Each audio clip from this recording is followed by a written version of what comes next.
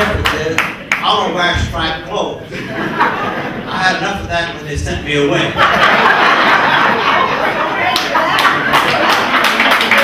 As unfair as it was and undeserved, I didn't cry, complain, held my head up, and went. And when I was there, I did what I could to make life better for those who were there, who didn't have a family, didn't have money, didn't have an education. I helped a number of them get a GED, and I was working with some others when my time came up. I didn't wait around to see if they made it. I got out as fast as I could.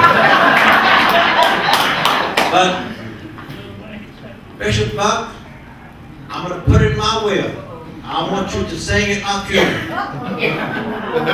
Because even if I don't go up, I'll be happy going down.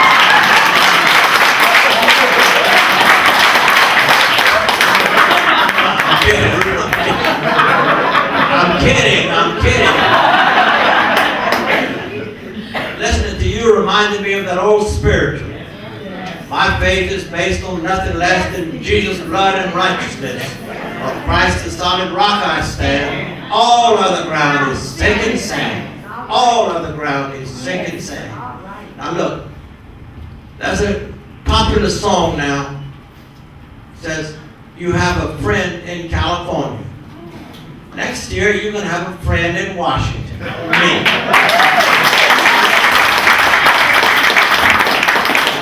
And it says, elected officials are going to have a special number from me that they can call and get me on the phone.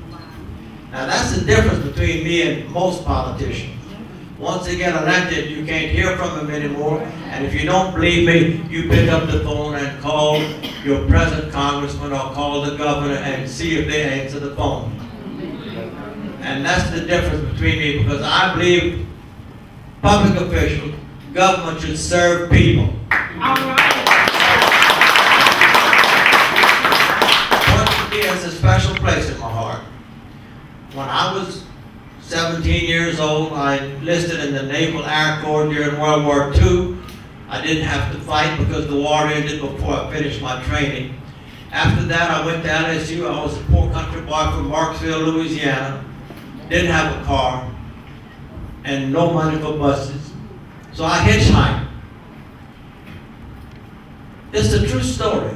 I used to hitchhike through Point Capee and through New Roads. That was before the bypass was built, a long time ago.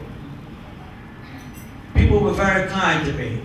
But one day, on my way home for the Christmas holidays in 1948, I got stuck in New Roads because the weather was very bad. It was drizzling sleet, and everybody was staying home and nobody was traveling.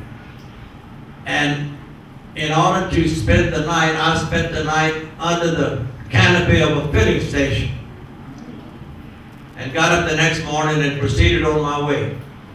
That's how much my life has changed.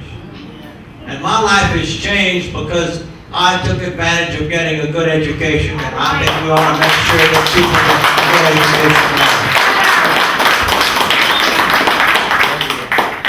education. You know, I didn't come here to criticize anybody, but I don't understand our government.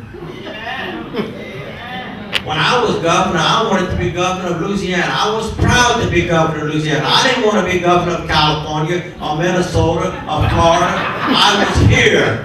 And when things happened and needed me, I answered the phone and I did my job. Because that's what I was elected for. Now, here's the deal. I'm going to Congress for a lot of reasons. One of them is I'm going to try to get it fixed to where we can take advantage of the Medicaid program that's offered to this state and turned down by our government. With the stroke of a pen, he could provide for no cost to the people of this state health insurance for 300,000 young children, old people, people without jobs, and people who are underpaid and can't afford insurance of their own. He refuses to sign it. We need somebody who's more concerned about what it does for people than what it does for your political career. And Another thing, I'm going to be on the agricultural committee because I know the value of sugar cane and soybeans and pecans and other crops that we grow in this area. I've been in this district for 40 some odd years, ever since I was governor in 1972. I've lived in Louisiana all my life. I don't want to live anywhere else. I like it here. I love this state. And I don't like people always running it down. We have problems, but so does Pennsylvania and Iowa and all those other states, because I've been there. And I know what it's like. But I came here tonight to say thank you for your past support. We always stuck together. I always got a good vote out of Point Capit. I was always proud of my association with the people in this area. I've been here 3 times since I decided to run. Visited with the police jury, visited with the clerk of court, the assessor, the sheriff, all good people. I'm not suggesting that they endorse me or support me. That's not what I'm saying. I hope they do, but I'm not here to talk for them. They'll have to do that for themselves. But here's what I want you to remember. We can win this election if our people get out and vote.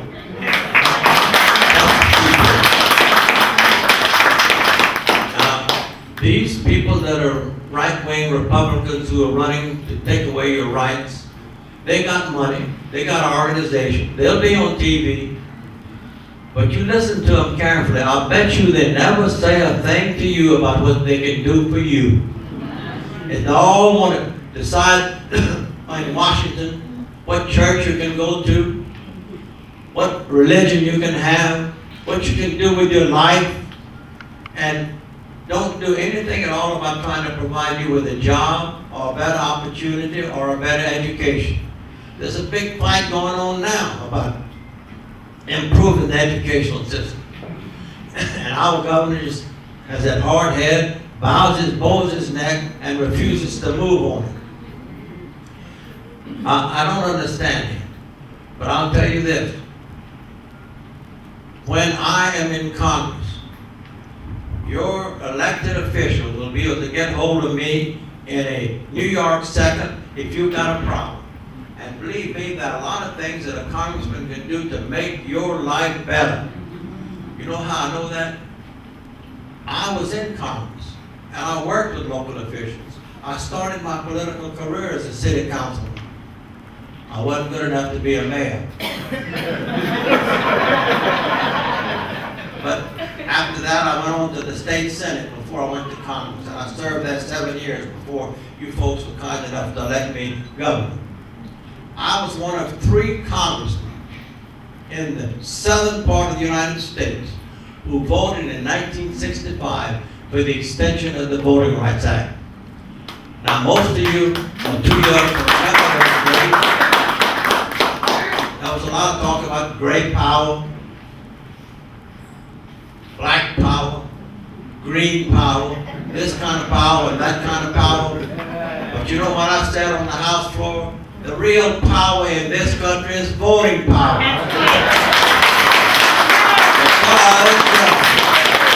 Because you can vote us in, you can vote us out. And if you can vote us out, we're going to pay attention to you. It's just that simple. I want you to understand that this is going to be a tough race. Already I've got 10 people running against me. So it'll be a fair fight.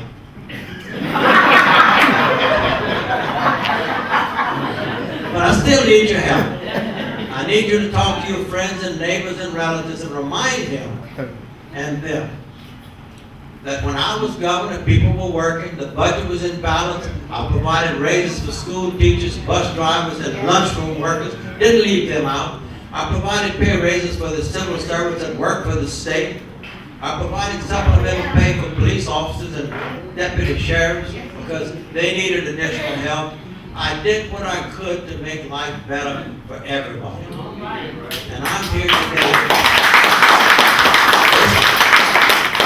This giant generating plant you have here, in 1966 and 67 when I was in Congress, the people that were, and one of them was from here, Mr. Robinson, I think he's dead now, had come to see me because they were having trouble getting funding or a loan from the federal government to build it.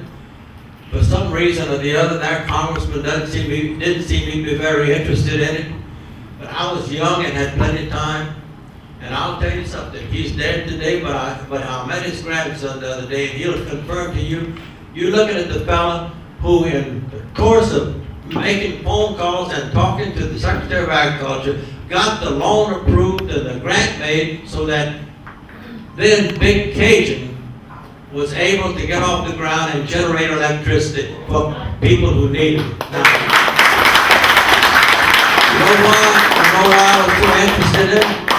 Because I was 16 years old before I could turn on a light switch. And I got electricity in my home in the middle of the Depression because a Democrat named Franklin Roosevelt provided a federal program to make loans to rural electrification agencies to extend the lines in the country so that country people could have a light switch to turn on. And I had an interest in that.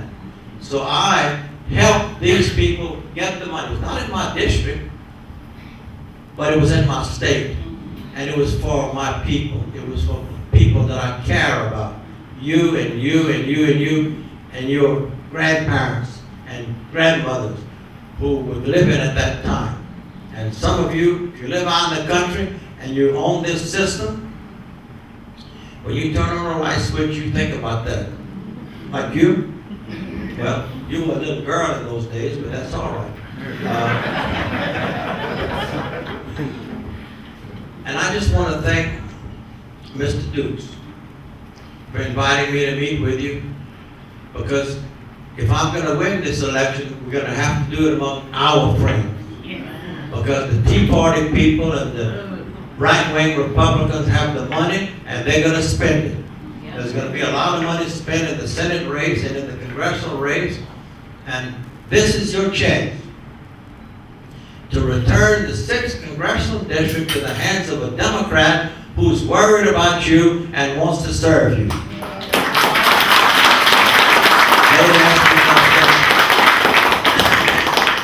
You hear a lot of politicians talk about they're churchgoers and they're family men and they believe in family values until the camera's gone and they catch them doing something they shouldn't be doing.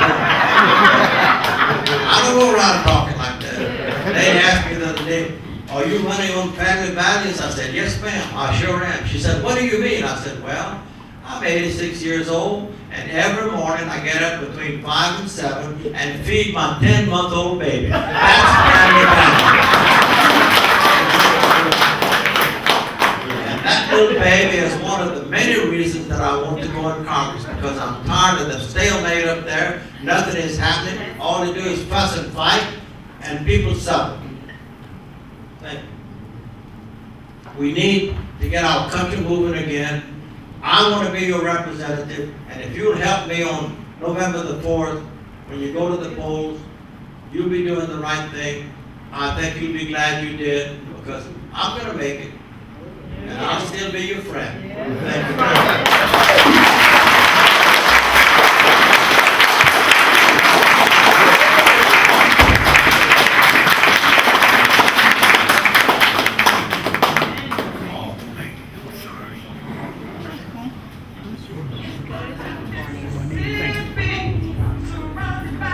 We want to let you know that before you leave tonight, we'd like for you to pick up a Cornell Dukes for Mayor sign that you can place in your yard. And we're going to keep the momentum going. We're going to keep moving forward, and we're going to start telling everybody we know who we're rooting for. We're Mr. Dukes, and we're rooting for Governor Edwin Evers for Congress.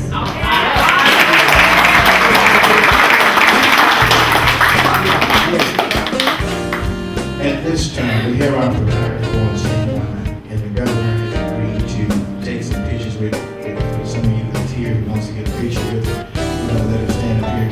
I just asked that we let the older people to come on first and take a picture with the governor.